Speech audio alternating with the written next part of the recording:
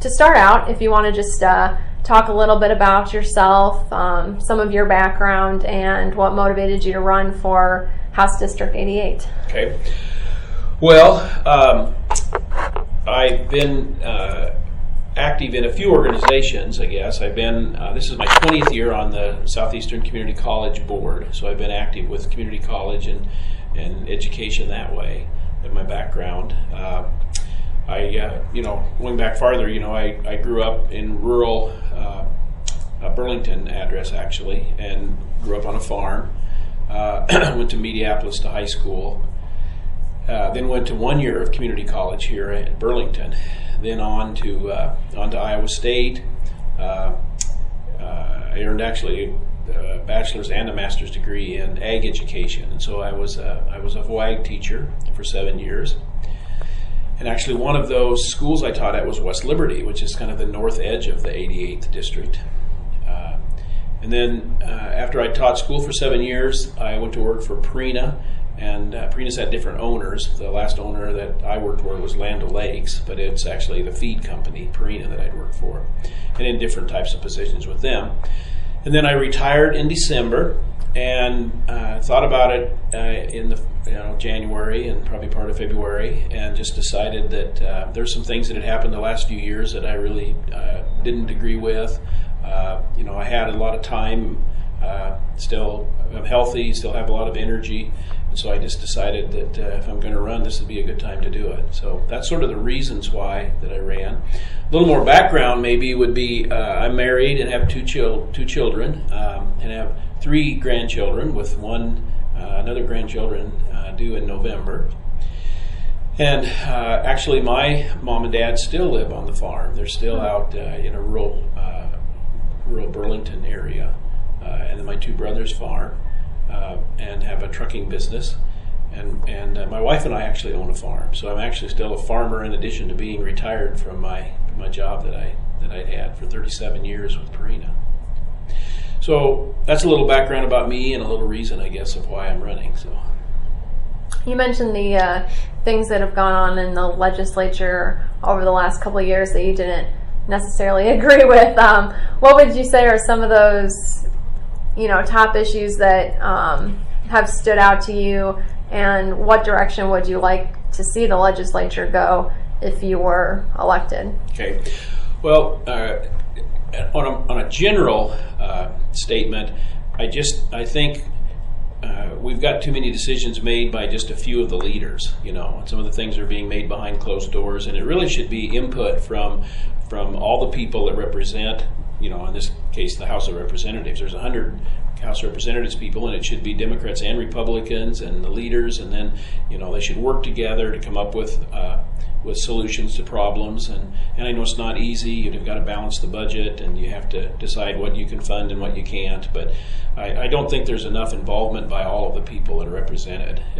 And I think this district of 88, there's Republicans, there's Democrats, and there's really more registered independents than anything. So I think you need to represent all the people, and that's what I would plan to do if I'm elected, is represent all the people. Specifically then, education would be probably one of the biggest areas that I was disappointed in. I'd start with K-12, and the allowable growth was only 1%. And I'd compare that to there was just an announcement that there will be a 7.5% increase in the amount of money they're going to allocate to the private Medicaid companies. And so I just don't think we have education as a high enough priority right now. And 1% isn't even at our inflation rate. So I can't, I think that's not supporting education like we need to. We're not making it a priority like we have in the past. I also, I support using the tax dollars for public education. And I think I'm not against, homeschooling if it's supervised, and also private schools, but I just think that the public dollars need to go to public education because we're struggling now enough for that. So I would not be in favor of vouchers and those types of things that have been discussed, at least in the State Department.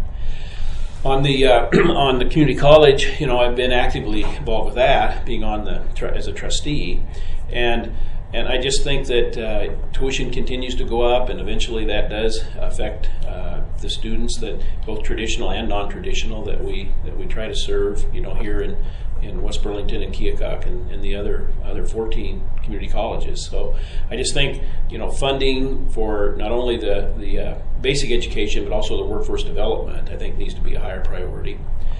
And then I think universities, this last year there was a pretty big cut with universities, and there was a labor center that I think is being discussed of being closed, and there's some different things that will affect too if we continue to cut back on the funding from our state universities. So education would be one of the big issues that I'd like to see, different decisions being made in Des Moines. So yeah, leads into my next question about your time at SCC, and what would you like to see the state do as far as helping community colleges be able to fund and staff workforce development training and some of those high demand career fields like healthcare and advanced manufacturing? I imagine that the funding cuts that community colleges have experienced over the last couple of years don't really help in boosting up these industries that the state says we need more workers in. Right. Well, I'd start out by saying that when community colleges were started, they were funded a third from local, a third from state, and a third from tuition. And now you're in a position where the local part of that is very low. So I think maybe that's one option, is to find a way that you can get more support, maybe from locally. There are other funding sources, I guess, to make up that difference, because the state and the tuition has taken over a greater percentage of what the cost of the education would be. The state, has allocated money, and then they've had to actually had a deappropriation and take money back, 2 of the last few years, and that just makes it hard to plan and keep the jobs that we need, both for workforce development and for the other education. So I think sticking with the amount of money that is allocated from the state, and then probably trying to find other funding sources that'll help keep the tuition as low as possible, and then provide money for the workforce development and the things that we need. We have skilled jobs available in Iowa. We have very low unemployment, and that's a good thing. But we do have a lot of underemployed people. And I think that could improve if we could get more people that would take advantage of some of the training with community colleges. We have electricians and welders and other types of positions that are very good incomes from those positions. We just need to get more people involved in getting them trained for those skilled positions, I think, in Iowa. From what, I don't know how much you've paid attention to the governor's Future Ready Iowa initiative, but that's supposed to be working towards the goal of getting more Iowans either with a 4-year degree or some form of 2-year training. Do you think that is a good start, or what would you like to see happen with that program? Yeah, I think the objectives of that program and the purposes, what I know about it, I haven't studied in detail, but what I know about it, I think it's good, because we do need to have higher skill levels with some of our people. But you can't just talk about it. You have to fund it. You have to have the things in place that will make that happen and encourage people to make that happen. So, but the theory behind it, I would support.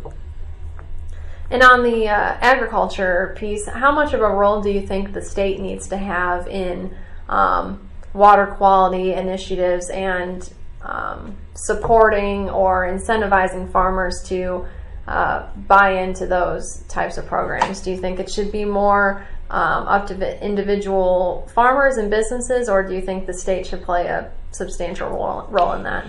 Well, I guess my thought is it should be voluntary. I think the voluntary program can be effective. I think it needs to be state and federal working together, with the local agriculture communities, basically the farmers. And then I think there's a fund that's created, but it just is underfunded, I think, that would help with different types of programs. And I think I mentioned once before to you that I've had, like on our farm, we have a filter strip, which is, to keep the runoff from going into the water stream. And I think those types of things with the CRP ground and filter strips, I think those are good programs. And we just need to keep developing those, and so we do improve the quality of water in the lakes and the streams and so forth in Iowa.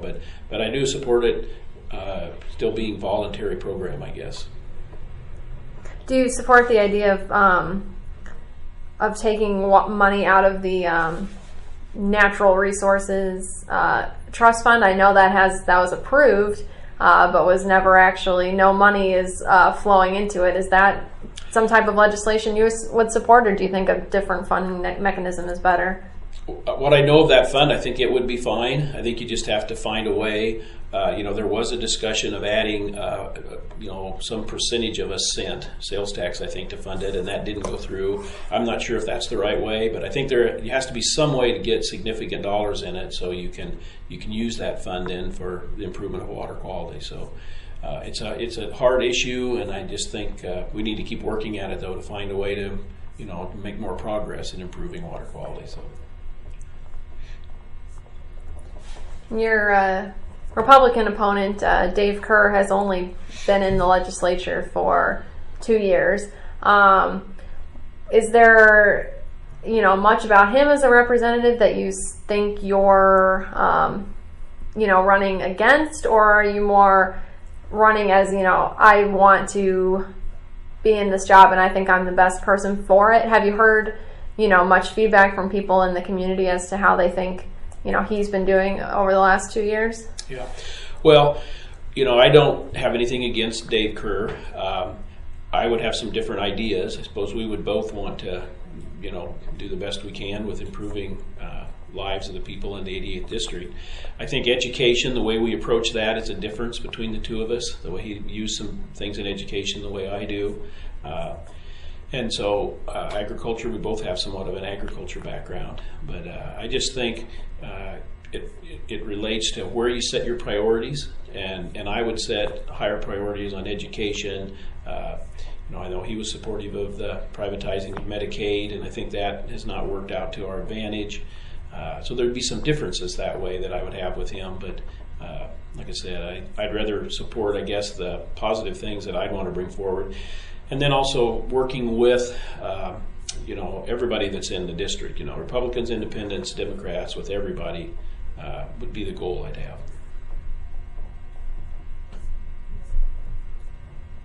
You mentioned that it is a fairly diverse district as far as the composition of Democrats and Republicans, but it does tend to lean Republican as far as the registered voters in the district. Have you found, as you've been out talking to people, that some are receptive to a new representative, or what have you been hearing from people as you talk to voters?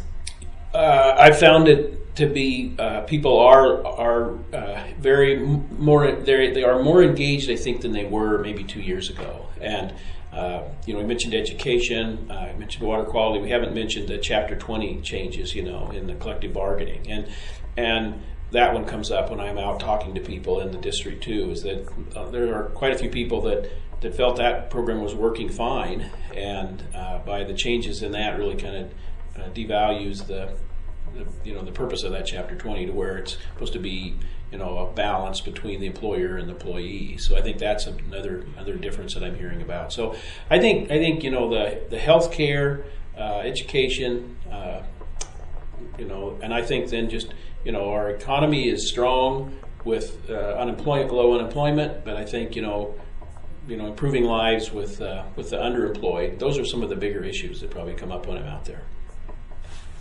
Do you hear much about more social issues that the Republican legislature has dealt with over the last couple of years, like the abortion, the 6-week abortion bill? Do those kinds of things come up much when you're talking to people, or is it more economy, healthcare? They do some. I'd say most of the people I talk to would be more about economy, healthcare, education, labor, those types of things. But the bill that they passed on the heartbeat bill is, some people are, that's a subject people are passionate about one way or the other. There are very, very few people that are in the middle on it. You're either passionate one way or the other, and so sometimes that comes up, but it's not the most prevalent, I guess, with people I talk to. Is that something that you would have voted against had you been there, or where do you stand on that issue? Well, my position on it is that I think that the women's health care is something that the government should be involved with. I think it should be a decision of abortion, should be a decision between the woman and her family and her doctor and her faith, people to support her, and that's the decision they need to make. So I would not have supported the bill.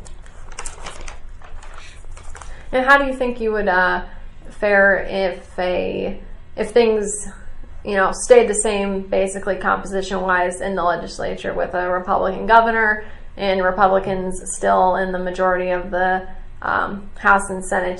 Do you think you would get kind of frustrated in that system, or how do you anticipate that going?